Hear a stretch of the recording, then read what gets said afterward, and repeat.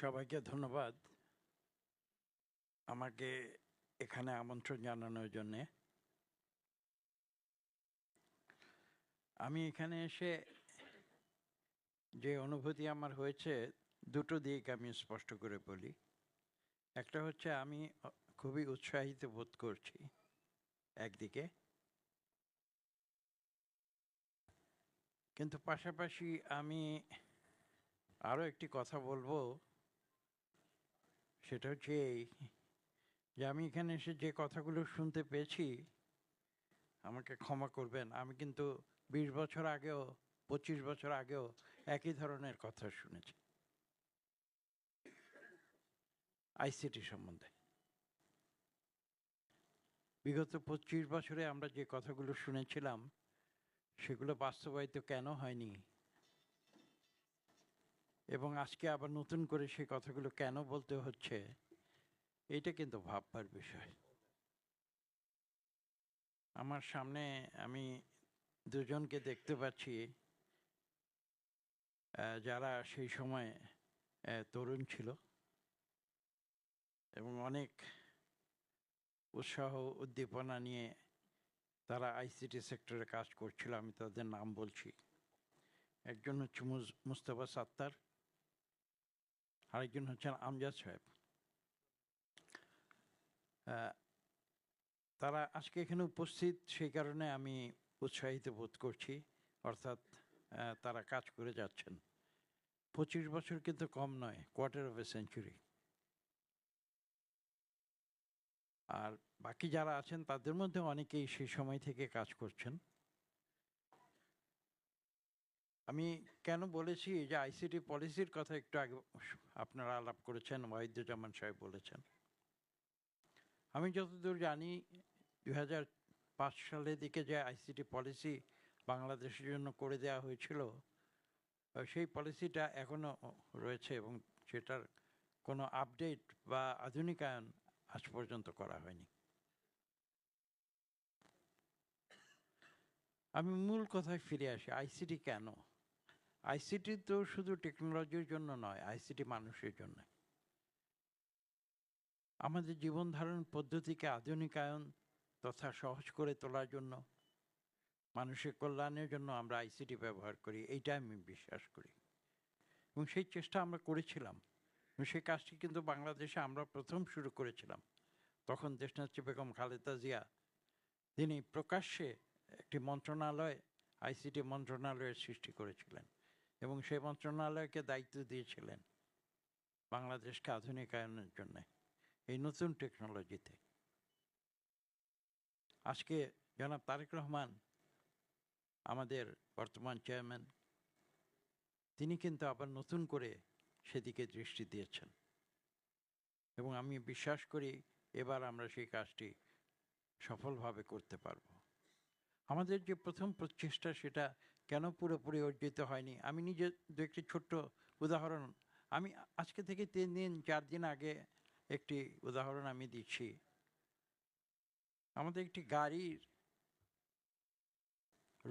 যে ট্যাক্স দিতে হয়, রোড ট্যাক্স বলতে বলে, সেটা দেওয়ার জন্য এটা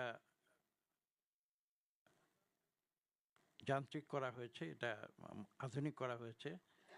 এটা এখন ম্যানুয়ালি না দিয়ে এটা আপনার কম্পিউটার আইসিটি টেকনোলজির মাধ্যমে করা হয়, এটা আপনারা জানেন। ব্যাংকে করতে গিয়ে যখন চেষ্টা করলো, বললো যে এটা আমরা করতে পারছি না, সার্ভারের সমস্যা হচ্ছে। সার্ভারে কি সমস্যা হচ্ছে? কোন নাম্বারের সঙ্গে কোন নাম্বার মিলছে না, ট্যালি করছে না, সার্ভার ট্যাক্সটা গ্রহণ করছে না। তারপরে সেটা নিয়ে 1 দিন যায়, 2 দিন যায়, 3 দিন যায়, এর মধ্যে ট্যাক্স দেওয়ার যে শেষ দিন ছিল সেই শেষ দিনটি পার হয়ে গিয়েছে। তো এগুলো করে সব পুরো কাজটি করতে 7 দিন লেগেছে এবং যে পরিমাণ হয়রানি হয়েছে, 7টি অফিসে দৌড়াদৌড়ি করতে হয়েছে এটাকে ঠিক করার জন্য। আমার প্রশ্ন হচ্ছে, আমরা যে সব কিছু যে আমরা এই আইসিটি টেকনোলজির মাধ্যমে করতে চাচ্ছি, তার মূল উদ্দেশ্যটা কি? মানুষের জীবনযাপন প্রক্রিয়াকে সহজ করে তোলা। তা আমরা যদি সহজ করে তোলার পরিবর্তে কঠিন করে তুলি, তাহলে এই আইসিটির প্রবর্তন করে কী লাভ হবে? প্রথম যিনি বক্তা ছিলেন তিনি এই প্রশ্নের উত্তর কিছুটা দিয়েছেন। আমরা বিগত 15 বছরে দেখেছি আইসিটির নামে আসলে টেকনোলজির কোনো উদ্ভাবন হয়নি, টেকনোলজির কোনো প্রয়োগ হয়নি। এখানে হয়েছে দুর্নীতি, সীমাহীন দুর্নীতি। আপনারা হয়তো অনেকে জানেন না, নতুন প্রজন্ম জানে না।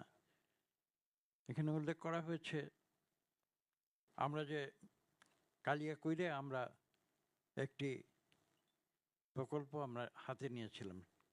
বাংলাদেশের সবচেয়ে যে কঠিন জিনিস যে জমি পাওয়া, সেটা কিন্তু আমরা করে এসেছিলাম সেখানে।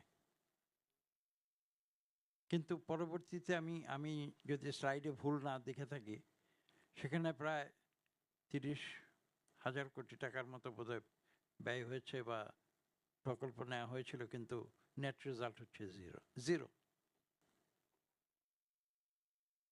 তো আইসিটি নগরী সেখানে তৈরি হয়নি। এবং আরো বেশ কিছু উদাহরণ, যে প্রথম রিপোর্টটা সেখানে দেওয়া হয়েছে, চরম দুর্নীতি হয়েছে আইসিটির নামে। দুর্নীতি হয়েও যদি মানুষের সেবা সঠিকভাবে দিতে পারতো, তাহলেও আমি বুঝতাম যে কিছু অর্জন হয়েছে। কিন্তু আমি যে উদাহরণটি একটু আগে দিয়েছি, ওয়াহিদুজ্জামান সাহেব বলেছেন যে আমরা ভবিষ্যতে ইনশাআল্লাহ আমরা সেটা, যদি জনগণ আমাদের এই সরকার পরিচালনার দায়িত্ব দেয়, তাহলে আমরা অনেক কিছু করব। ডেটা সেন্টার, সার্ভার, সব কিছু আধুনিকায়ন, আইসিটির মাধ্যমে কাজগুলো করা। কেন আমরা আইসিটির মাধ্যমে করতে চাচ্ছি? সবাইকে ইন্টারনেট সুবিধা দেয়া কেন আমরা করতে চাচ্ছি? আমি যেটা বিশ্বাস করি সেটা হচ্ছে এই, যে মানুষের জীবনযাপন প্রক্রিয়াকে সহজ করার জন্য। সেটা হচ্ছে মূল উদ্দেশ্য। সেই উদ্দেশ্য যদি সাধিত না হয়, তাহলে তো আমি আইসিটি করলাম কি না করলাম তাতে তো কিছু এসে যায় না। আজকে এই কক্ষে যারা আছেন, আমি তো বিশ্বাস করি বাংলাদেশের যে ভবিষ্যৎ, যে মডার্নাইজেশন, এই টেকনোলজি, সেটা করার জন্য আপনার এই কক্ষের, আমি জানি না, 50 থেকে 60 জন মানুষ যারা রয়েছেন, আপনারা যথেষ্ট। আর কিছু দরকার হয় না। এবং আমি এটাও বিশ্বাস করি যে আপনাদের সেই যোগ্যতা রয়েছে। আপনারা কিছু উদাহরণ দিয়েছেন, আপনাদের মধ্যে কারা কী করেছেন, এবং আমাদের মধ্যে বিদেশে গিয়ে কারা কী করছে সেই উদাহরণ আপনারা আপনাদের বক্তব্যে উপস্থাপন করেছেন। আমাদের তো কোনো কিছুর অভাব নেই। আমরা যে কাজটি আজকে থেকে 25 বছর আগে শুরু করেছিলাম, সেই কাজটি যদি মাঝখানে যে 17 বছরের যে সরকার, সেই সরকার যদি সেটাকে মিসইউজ না করত, বা সেটাকে ব্যবহার করে তারা দুর্নীতি বা অর্থ উপার্জনের পন্থা হিসেবে ব্যবহার যদি না করে, তারা মানুষের কল্যাণে যদি আইসিটিটাকে ব্যবহার করত, তাহলে তো আজকে আমরা এই অবস্থায় আসতাম না। আমি সেটা মনে করি। এবং এই যে দুর্বৃত্তায়ন, এই দুর্বৃত্তায়নের হাত থেকে আইসিটিকে যদি আমরা রক্ষা না করি, এই প্রযুক্তি মানুষের কল্যাণে ব্যবহার যদি আমরা করতে না পারি, তাহলে কিন্তু ভবিষ্যৎ প্রজন্মের কাছে আমরা দায়ী হয়ে থাকব। আজকে যে পরিবর্তন বাংলাদেশে, যে পরিবর্তনের কথা আমরা বলছি, আপনারা দেখেছেন 2024 জুলাই আগস্টে নতুন প্রজন্ম তারা যে একটি পরিবর্তন বাংলাদেশে এনেছে, এমন একটি পর্যায়ে আমরা জানি যে রাজনীতিক হিসেবে আমরা দীর্ঘ 17 বছর আমরা গণতন্ত্রকামী রাজনৈতিক দল বিএনপি সেখানে মূল ভূমিকা পালন করেছিল। আমরা একটি পরিবর্তনের জন্য একটি পরিবেশ আমরা সৃষ্টি করেছিলাম, যে পরিবেশে ছাত্র জনতা এসে তারা একটা স্ফুলিঙ্গ জ্বালিয়ে দিয়েছিল, যে স্ফুলিঙ্গের ফলে একটি বিস্ফোরণ হয়েছিল, এবং যে বিস্ফোরণের ফলে স্বৈরাচারী সরকার পালিয়ে যেতে বাধ্য হয়েছিল। সেই পরিস্থিতি ফলশ্রুতিতে যে পরিবর্তনটা আমরা আজকে, যে পরিবর্তন প্রক্রিয়ার ভিতরে আজকে আমরা রয়েছি, আমি বিশ্বাস করি সেই পরিবর্তনের মাধ্যমে আমরা এদেশে ভবিষ্যতে আবার একটি গণতান্ত্রিক, উদারপন্থী এবং জনকল্যাণমুখী একটি সরকার আমরা প্রতিষ্ঠা করতে পারব। এবং যদি সেটা আমরা করতে পারি, তাহলে আপনাদের ভূমিকা কিন্তু এই দেশ পুনর্গঠনে আমি বিশ্বাস করি, আমি মনে প্রাণে বিশ্বাস করি যে অত্যন্ত গুরুত্বপূর্ণ ভূমিকা আপনাদের পালন করতে হবে। সেই বিষয়টি নিয়ে কিন্তু আজকে আলোচনা হচ্ছে। একটি কথা সত্য, জনাব তারেক রহমান সাহেবের নেতৃত্বে এবং তার যে আইটি টিম যারা আজকে এই আলোচনা সভাটির আয়োজন করেছেন, বিশেষ করে সেই টিম, তারা কিন্তু কমিটেড, এই উদ্দেশ্যে তারা কমিটেড। আজকে যে বিভিন্ন প্রবন্ধগুলো উপস্থাপন করা হয়েছে, আজকে যে বক্তব্যগুলো দেওয়া হয়েছে, এ থেকে কিন্তু আমরা কনভিন্স যে এই টিম কিন্তু প্রস্তুত রয়েছে। কিন্তু যে জিনিসটা প্রয়োজন হবে সেটা হচ্ছে ডেলিভারি, এবং সেই ডেলিভারির সুফল কিন্তু বাংলাদেশে 18 কোটি মানুষের কাছে পৌঁছে দিতে হবে।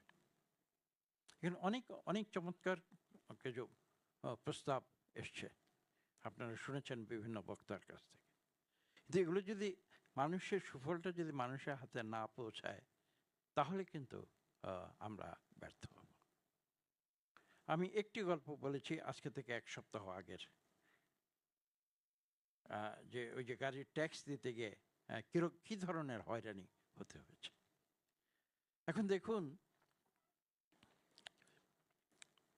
এই যে আজকের যে প্ল্যাটফর্ম, আজকে দেখুন একটা সময় ছিল আমরা কম্পিউটারে কাজ করেছি। আমি আমি আমি যখন আজকে থেকে প্রায় 45 বছর আগে IBM যখন প্রথম ডেস্ক কম্পিউটার শুরু করে, তখন সেই কম্পিউটারগুলো তারা, আমি তখন ক্যালটেকে ছিলাম যখন, সেই কম্পিউটারগুলো তারা আমাদের দিয়ে দিত, বলতো যে তোমরা এই কম্পিউটারগুলি ব্যবহার করে নষ্ট করো।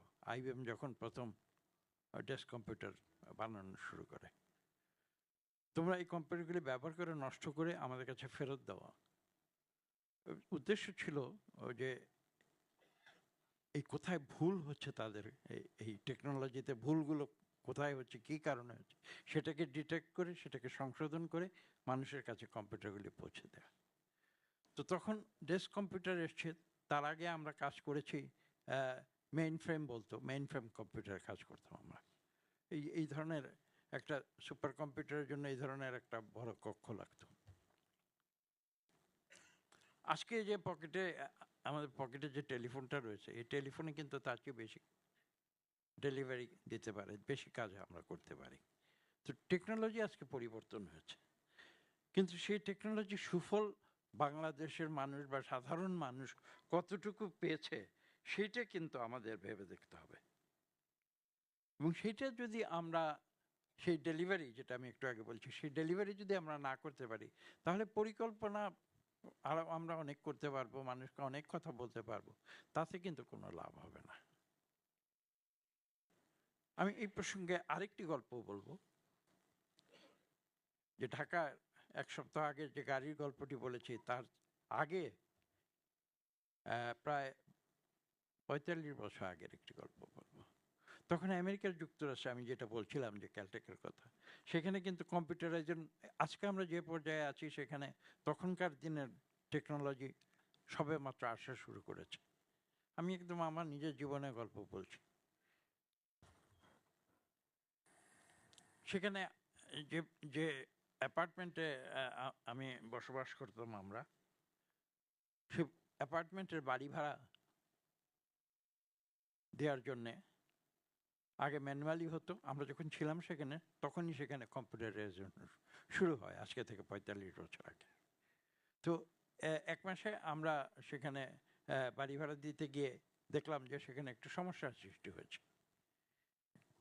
আমি একটি চেক দিয়েছিলাম, সেই চেকটি সঠিক সময়ে বা যে কোনো কারণে ট্রানজ্যাকশনে ডিলে হয়েছে, এবং সেই কারণে বাড়ি ভাড়ার উপর একটি ফাইন হয়েছে। তো আমি তখন বললাম যে এই চেকটি তো ছবি ছিল, ফটোকপি ছিল, আমি দেখালাম যে এটা তো সঠিক সময় আমি দিয়েছি, এটা তো তাহলে আমার উপরে কেন ফাইন করলে? আমার নিজের জীবনের গল্প বলছি। বলে যে, কেন ফাইল হয়েছে আমি বলতে পারবো না। আমি, তুমি বলতে পারবে না, তোমার সামনে তো সবকিছু কাগজপত্র রয়েছে। তো যিনি ম্যানেজার বলে তখন, যে ম্যানেজার ভদ্রমহিলা বলছিলেন যে আমি জানি না, কারণ এখন এগুলো সব কম্পিউটারে হয়। তো আমি তখন প্রশ্ন করলাম যে কম্পিউটার নিয়ে তো আমি দিনরাত 24 ঘন্টা কাজ করি, কম্পিউটার হলে তো কাজটা আরো সহজ হবার কথা, এটা বিলম্ব হচ্ছে কেন? বলছে কম্পিউটারের ফাংশনে কোনো একটা গন্ডগোল হয়েছে, এটা আমি সংশোধন করতে পারবো না। তো ওই যে দেখুন, সেই 45 বছর আমার আগের আমার জীবনের যে অভিজ্ঞতা, আজকের বাংলাদেশে আজকে 1 সপ্তাহ আগে কিন্তু আমি ঠিক একই অভিজ্ঞতা। আমি যে ব্যাংকে বলছে যে আমি কিছু করতে পারবো না, সার্ভার কাজ করছে না। তো এই সার্ভার কাজ করছে না, এইটা আমি শুনতে চাই না। যদি কথা হয় যে সার্ভার কাজ করে, আমার বিশ্বাস এই কক্ষে যারা আছেন তাদের এই অভিজ্ঞতা তাদের প্রত্যেকের ব্যাংকে বা এখানে সেখানে একবার না একবার হয়েছে সার্ভার কাজ। তো যদি সার্ভার কাজ না করে তাহলে কিন্তু এই টেকনোলজি দিয়ে মানুষের কোনো কল্যাণ হবে না। সার্ভারকে কাজ করতে হবে, সার্ভারকে কাজ করাতে হবে। একটু আগে শুনেছেন আপনারা এআই কিন্তু নিজে কিছু করে না। আমি যদি এআই যদি তৈরি করতে না পারি তাহলে এআই কাজ করবে না। It's not the machine, it's the man behind the machine which is important. তো আমি অনেক কথা বলে ফেলেছি। আমার মনে হয় আমরা এই দেশের গণতান্ত্রিক প্রক্রিয়া আগামী 12ই ফেব্রুয়ারির দিকে আমরা তাকিয়ে আছি। আবার নতুন করে গণতান্ত্রিক একটা পদ্ধতিতে আমরা ফিরে যাব। কিন্তু গণতন্ত্রের মূল কথা হচ্ছে জনগণ। যদি জনগণের কল্যাণ আমরা সাধন করতে না পারি তাহলে এই গণতন্ত্রের বলি আমরা যতই বলি না কেন, এটা দিয়ে কিন্তু দেশের মানুষ সন্তুষ্ট হবে না। কাগজে কলমে কি করলাম, রিফর্ম করলাম, সংবিধান পরিবর্তন করলাম, আইন কানুন পরিবর্তন করলাম, সব কিছু করতে পারবো, কিন্তু মানুষের জীবন যদি আমি সহজ করে তুলতে না পারি, যেটা হচ্ছে আমি বিশ্বাস করি আইটি মূল উদ্দেশ্য, মানুষের জীবনকে সুখী সুন্দর করে তোলা, জীবনকে সহজ করে তোলা, সেটা করতে না পারলে কেবল কম্পিউটার অ্যাপ, টেকনোলজি আমরা যতই বলি না কেন, ডেটা সেন্টার, কোনো কিছুতে কোনো লাভ হবে না। যে আমি আপনাদের কাছে বিনীত অনুরোধ করব যে আসুন আমরা সবাই মিলে এই প্রযুক্তিকে, এটা একটা মানে একটা আশ্চর্যজনক প্রযুক্তি, এবং এই প্রযুক্তিকে আমি ফেক, এই প্রযুক্তিকে যারা অপব্যবহার করছে সেদিকে আমি যাচ্ছি না, সেটা অন্য একটি জগৎ, অন্য একটি আলোচনা, সেই আলোচনায় আজকে আমি যাব না। শুধু এইটুকু বলবো যে আসুন এই আধুনিক প্রযুক্তিকে আমরা মানুষের কল্যাণে ব্যবহার করি, বাংলাদেশের মানুষের কল্যাণে ব্যবহার করি, এবং বাংলাদেশের মানুষের কিন্তু সেই বুদ্ধিমত্তা এবং সেই যোগ্যতা বাংলাদেশের মানুষের আছে। এটা আমরা প্রমাণ করেছি যে আইটি জগতে বাংলাদেশের মানুষ অনেক কিছু করতে পারে। সবাইকে ধন্যবাদ।